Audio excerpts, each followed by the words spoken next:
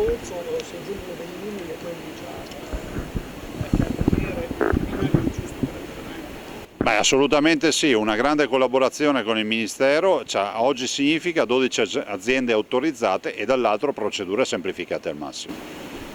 Queste semplificazioni potrà attrarre, lei diceva abbiamo già 15 imprese in agenda, potrà attrarre altri investitori, può essere un primo passo per così, insomma, stimolare gli investimenti in un'area che è la più inquinata d'Europa. Stiamo parlando di una grande area sulla quale tutti hanno fatto proseliti di proposte. La verità è che siamo qui noi a risolvere il problema pensando che 5.800 ettari debbano essere ridonati in maniera salubre e sicura alla manifattura. Questa è una grande partita per il Veneto sulla quale vogliamo investire, quindi anche nei confronti di nuove aziende. Quanto valgono gli investimenti sull'area di Marghera?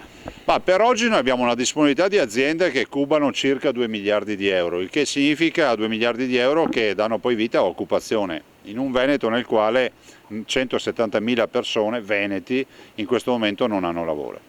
Sta chiarendo, Presidente, anche il tipo di investimenti in prospettiva che si fanno su Marghera, investimenti produttivi, aziende che lavorano, forse lo spazio che si pensava fino a qualche anno fa di un altro tipo di imprenditoria sta calando.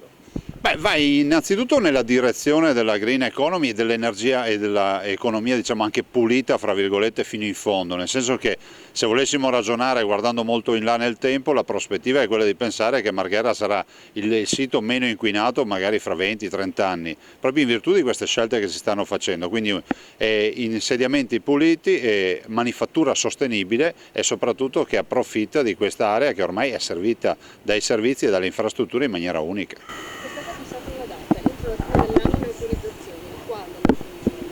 Beh, la partita delle assunzioni va discussa ovviamente con gli imprenditori, non la posso discutere io. Dico semplicemente che noi siamo qui chiamati a creare il substrato affinché le aziende possano insediarsi in ambienti e in luoghi e soprattutto su terreni bonificati e dopodiché a me sembra logico che quando c'è l'azione produttiva messa in moto arrivano anche poi i lavoratori. Quanto Tosi e Renzi sono affini?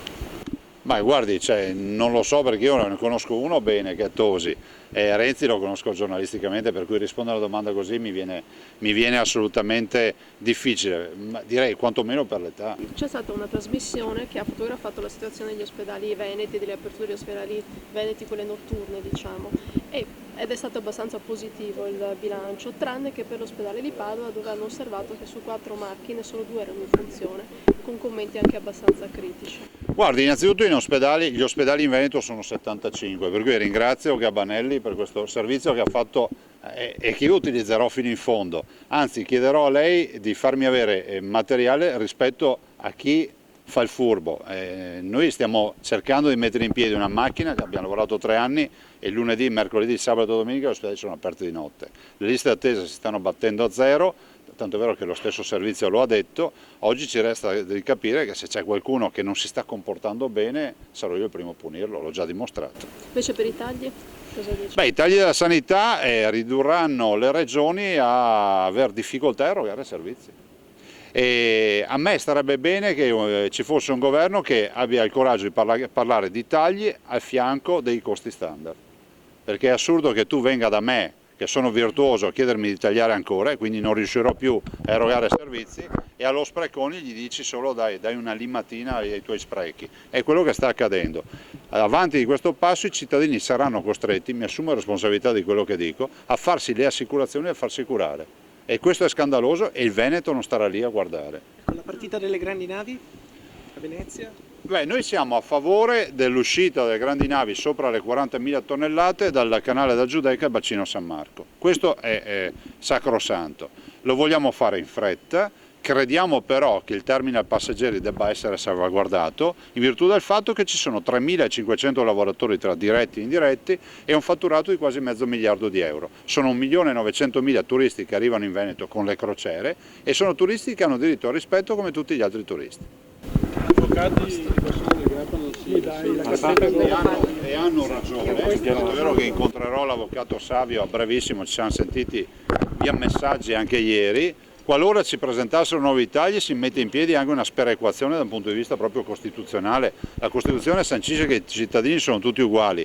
Pensare che tu mi tagli sul fronte della sanità vuol dire che tu fai in modo che in alcune parti d'Italia ci siano ancora possibilità di investire, in altre no. Ma l'assurdo è che chi andrà in difficoltà saranno i virtuosi, cioè sarà quello che come noi paga il pasto 6,5 € e che se gli chiedi di abbassare il prezzo, di limare ancora, dovrei fare i corsi di cucina per i pazienti e portargli le materie prime, e quello che lo paga 60-80 € come costo aziendale, gli direi di limare un po' e non gli daranno più il caviale, gli daranno magari il salmone affumicato selvaggio, ma qualcosa gli daranno.